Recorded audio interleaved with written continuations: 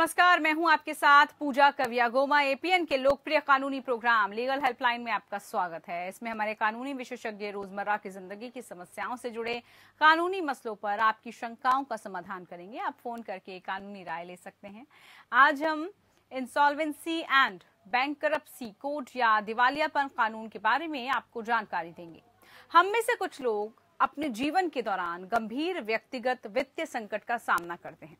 अगर आप अपने व्यक्तिगत ऋण का भुगतान नहीं कर सकते तो आपके पास विकल्प है। आप दिवालियापन कानून की शरण में जा सकते हैं। इस नए दिवालियापन कानून के अंतर्गत किसी भी कंपनी को दिवालिया होने पर रोकने की कोशिशों पर खास जोर दिया गया है, चाहे वो कंपनी हो या फिर एक व्यक्ति। अगर कंपनी दिवालिया होती है तो निर्णायक प्राधिकरण एक दिवालियापन आदेश पारित करता है और फिर कार्रवाई शुरू की जाती है।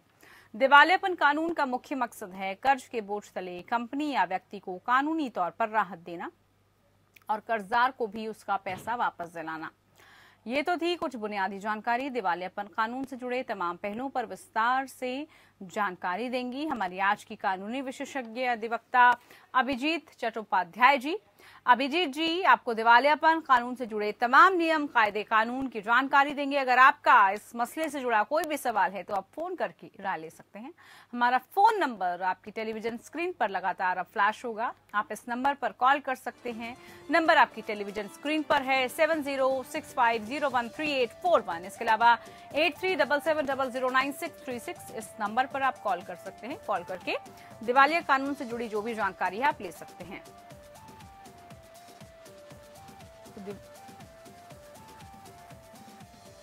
तो खास मेहमान हमारे साथ जुड़े हुए हैं। बहुत स्वागत है आपका इस खास कार्यक्रम में। सबसे पहले आज जो सवाल मैं आपसे पूछना चाहूंगी वो यही है कि दिवालियापन की जो स्थिति की कानूनी परिभाषा है, उस परिभाषा के बारे में आपसे जानकारी चाहेंगे सर। ये जो हमारा नया कानून आया, हमारे ऑडियो जी अभिजीत जी, मैं आपको सुन पा रही हूँ, बताइए। अच्छा, ये जो हमारा नया कानून आया इंसॉल्वेंसी एंड बैंकरप्सी कोड 2016, ये एक नया कानून है जो पार्लियामेंट में इंट्रोड्यूस किया गया 2015 में और ये में पास हुआ 5 मई 2016 में 5 मई को लोकसभा में पास हुआ और राज्यसभा में इसका पास हुआ 11 मई।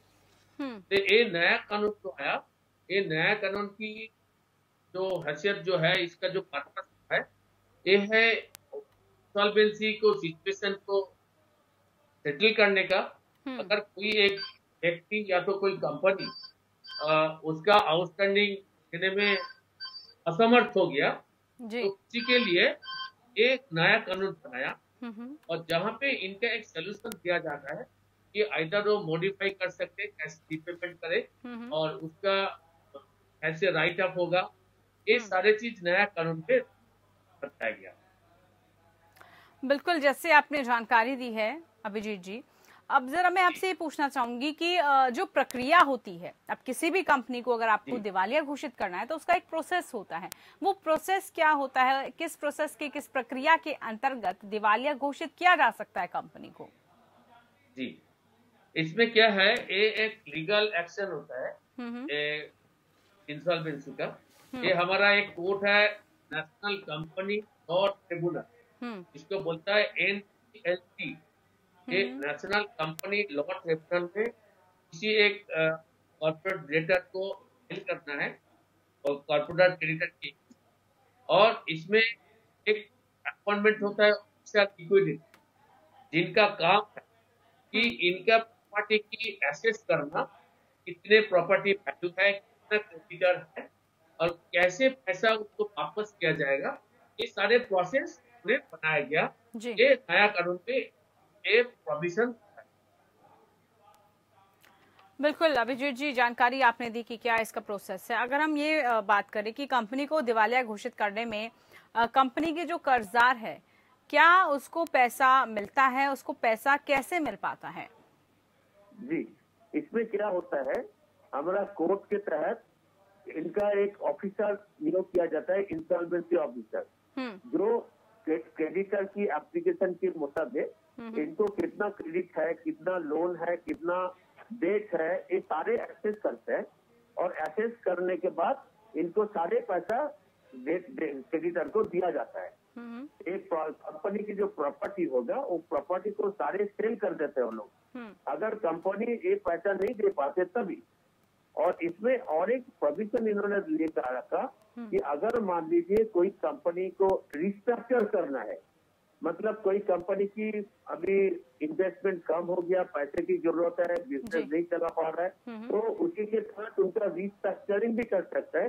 जो इंसॉल्वेंसी ऑफिसर इनको सलाह देता है और उसी हिसाब से कंपनी फिर दोबारा काम चालू कर सकता है, उनका क्रेडिटर को पैसा दे सकता है और देने के बाद कंपनी चल सकता है। या तो अगर वो फेल हो जाता है, इसका प्रॉपर्टी जितना है उसको सेल करने के बाद भी इनके पास पैसा नहीं जुट पाए, तब इनका कंपनी बंद होके लिक्विडेशन में दे देते। जी जी। एक हमारे साथ कॉलर आनंद कुमार जुड़े हुए हैं, उनसे उनका सवाल पूछ लेते हैं। आनंद कुमार जी बताइए, क्या सवाल है आपका, क्या जानकारी लेना चाहते हैं आप, पूछिए। रजिस्टर्ड विल जो हमारे पिताजी करवा के गए थे, तो उसमें जो 2 विटनेस थे, एक विटनेस को थोड़ा मेंटल प्रॉब्लम हो गया है और सेकंड विटनेस जो है वो आना नहीं चाहता है। तो रजिस्टर्ड विल है तो उसके आधार पर रेवेन्यू में हो जाएगा ट्रांसफर, प्रॉपर्टी ट्रांसफर। अभिजीत जी सवाल आपने सुना होगा, एक बार दोबारा बोलिए तो आवाज थोड़ा जी आवाज नहीं आ रही थी, एक बार अपना सवाल रिपीट कीजिए आप।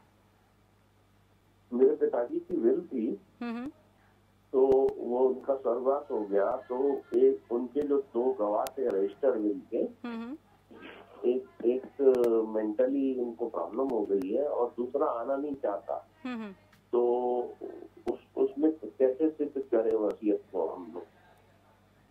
वसीयत किसके नाम और कैसे विल कर सकते हैं, ये पूछना चाह रहे हैं। नहीं, गवाह नहीं आएगा रजिस्टर्ड विल के, तो कैसे नाम अपने चेंज करा सकते हैं? ठीक है, नाम चेंज कैसे होगा अभिजीत जी? उसका आवाज नहीं आ रहा था, उसका वॉल्यूम थोड़ा कम करने के लिए बोलिए तो टीवी की कम आवाज एकदम नहीं आ रहा है।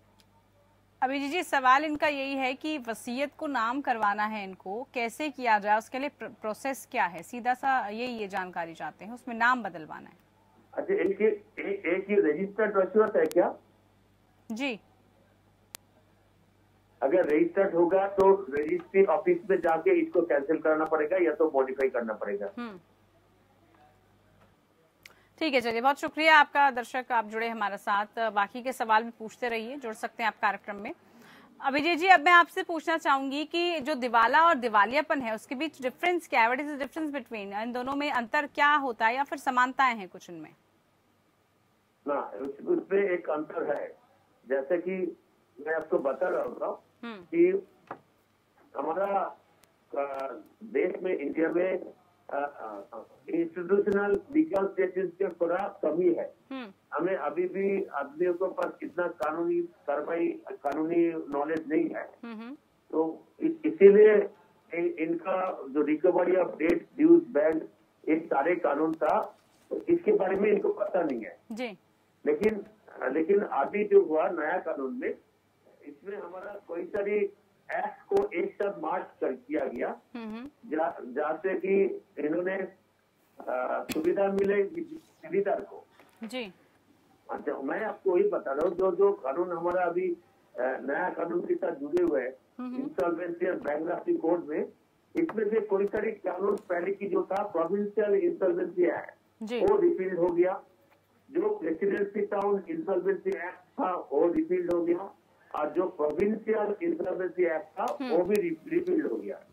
अभी इसके साथ कुछ अमेंडमेंट भी आया नया कानून में, इंडियन पार्टनरशिप एक्ट में, कंपनीज एक्ट में, securitisation and reconstruction of financial assets and enforcement of security interest act, जिसको हम लोग सार्फेसी एक्ट बोलते हैं, उसका भी कुछ नया कानून में अमेंडमेंट लिया गया। इसके साथ लिमिटेड लायबिलिटी पार्टनरशिप एक्ट जो है आया, उसका भी कुछ अमेंडमेंट आया। और इसके बाद industrial company special permission repeal act, उसी में भी थोड़ा कुछ करेक्शन लेके आया एक नया कानून में जी। इसमें क्या हुआ, इंसॉल्वेंसी प्रोसीडिंग जो चालू करते हैं, जो पहले की कानून था उसका सारे के सारे चेंज लेके नया कानून के तहत लेके आया। अभिजीत जी, अब मैं आपसे ये जानना चाहूंगी कि व्यक्तिगत दिवालियापन की जो स्थिति है वो कब बन सकती है, कब जो है कोई व्यक्तिगत तौर पर अपने आप को दिवालिया जो है घोषित कर सकता है? ये जो हमारा प्रोसेस है नया कानून में, एक नोटिस आपको देना पड़ता है फॉर 10 डेज डिमांड नोटिस।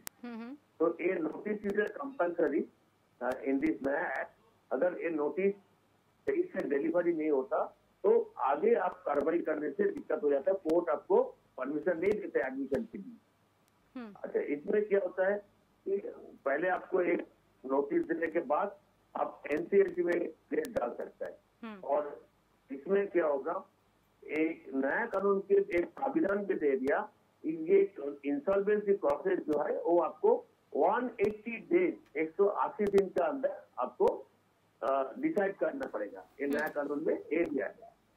और सबसे बड़ी बात है कि अगर ये एडमिशन हो गया पिटीशन, तो claim of the creditor shall be frozen. मान लीजिए हमारा किसी कंपनी से 10 लाख की मेरा ड्यू है, वो नहीं दे पा रहा है, तो उसी के तहत अगर मेरा पिटीशन जब भी एनसीएलटी एडमिट कर लेगा तो उसी में तुरंत वो 10 लाख की तहत जो प्रॉपर्टी की वैल्यू होगा वो प्रॉपर्टी एनसीएलटी फ्रोजन कर देता है, उसको ब्लॉक कर देता है, ताकि वो कंपनी और 10 लाख की वैल्यू बेच नहीं सकता दूसरे किसी को जब तक ना वो केस खत्म होते हैं। एक कॉलर जी एक कॉलर हमारे साथ जुड़े हुए हैं, उनसे सवाल पूछ लेते हैं। क्या सवाल है आपका, बताइए।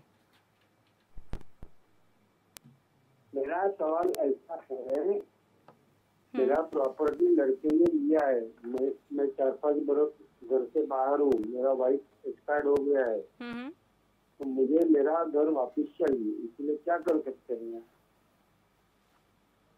अभिजीत जी, क्या जवाब है इनके लिए, क्या प्रक्रिया है कानूनी इनके पास? दोबारा रिपीट कीजिए ना।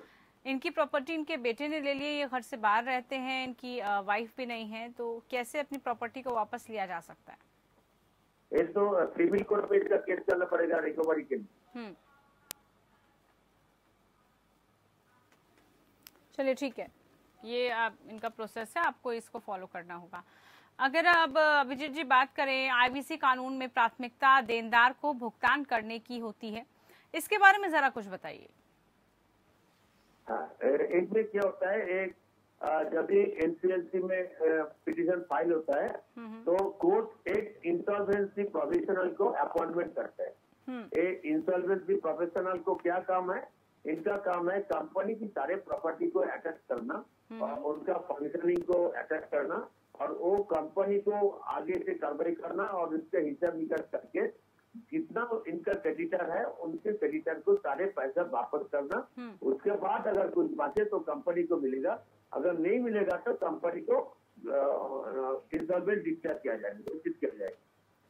ठीक है, तो ये इंसॉल्वेंसी ऑफिसर की काम है। इनको हम बोलते हैं आईपी, इंसॉल्वेंसी प्रोफेशनल, जो ये काम कोर्ट के तहत ही होता है, एनसीएलटी के तहत ही होता है। बिल्कुल अभिजीत जी, अगर बात करें दिवालियापन कानून से जो बैंक के कर्जदार हैं वो भारी भरकम वाले जो लोन है वो वापस नहीं करते थे, उन पर शिकंजा कसा है, इस बारे में भी जानकारी दी, कैसे जो है उन लोगों पर शिकंजा कसा जाता है?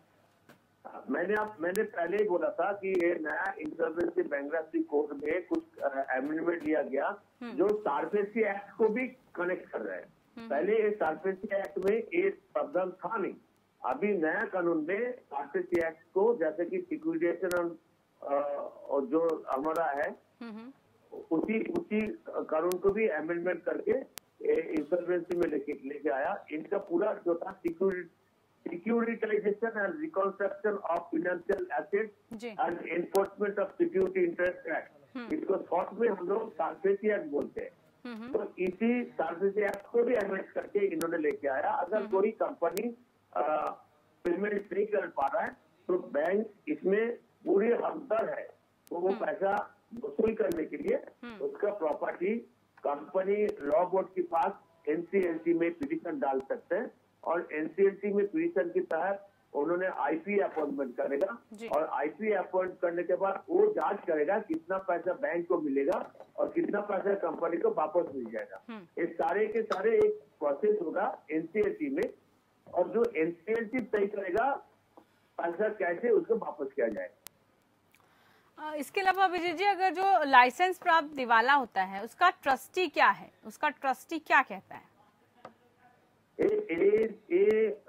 लाइसेंस के मतलब जो इंसॉल्वेंसी प्रोफेशनल से अपॉइंटमेंट किया जाता है उसका एक पैनल होता है जो एनसीएलटी मेंटेन करता है, उसी को उसी पैनल से इन्होंने अपॉइंटमेंट देते हैं इंसॉल्वेंसी प्रोफेशनल को। इसके अलावा अभिजीत जी, अगर हम बात करें जो दिवालियापन की कानून की सुनवाई है वो किस अदालत में या फिर किस ट्रिब्यूनल में हो सकती है? हाँ, मैंने बोला नेशनल कंपनी लॉ ट्रिब्यूनल एक है हमारा, जहाँ पे इंसॉल्वेंसी बैंक्रप्सी कोर्ट की पिटीशन फाइल होता है और उसकी जांच में एक इंसॉल्वेंसी प्रोसीडिंग चलता है और उन्होंने नेशनल कंपनी लॉ ट्रिब्यूनल में एक फाइल होता है। अगर कोई एनसीएलटी की ऑर्डर के खिलाफ अपील फाइल कर सकता है तो उसके लिए national company law appellate tribunal भी है, जहाँ की हेड जो चेयरमैन होता है और सुप्रीम कोर्ट की जो रिटायर्ड जज वहाँ पे चेयरमैन बनता है और नेशनल अपीलेट ट्राइब्यूनल में एनसीएलटी के खिलाफ जो ऑर्डर किसी का एग्रीड हो सकता है तो वहाँ पे अपील फाइल कर सकता है। बिल्कुल। और इसके अलावा दिवालियापन घोषित होने के बाद जो कंपनी की क्रेडिट रेटिंग है उसका क्या होता है, उस पर भी काफी फर्क पड़ता होगा दिवालियापन के बाद? हाँ, वो आपने एक बहुत महत्वपूर्ण क्वेश्चन पूछे हैं।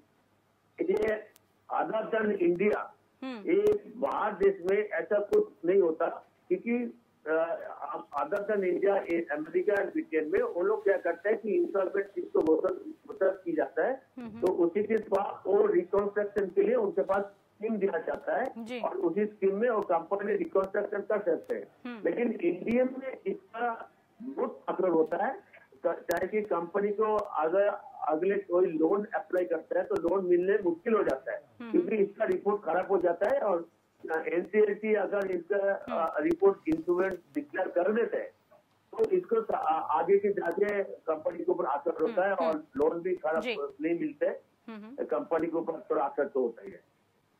बिल्कुल, तो कंपनी पर इससे काफी असर पड़ता है और इसीलिए जो है दिवालियापन होने की जो प्रक्रिया है वो ये सब है। बहुत शुक्रिया आपका अभिजीत जी, आप हमारे साथ जुड़े और तमाम आपने विस्तार से जानकारी दी आज इस खास टॉपिक को लेकर। फिलहाल के लिए इतना ही, नमस्कार।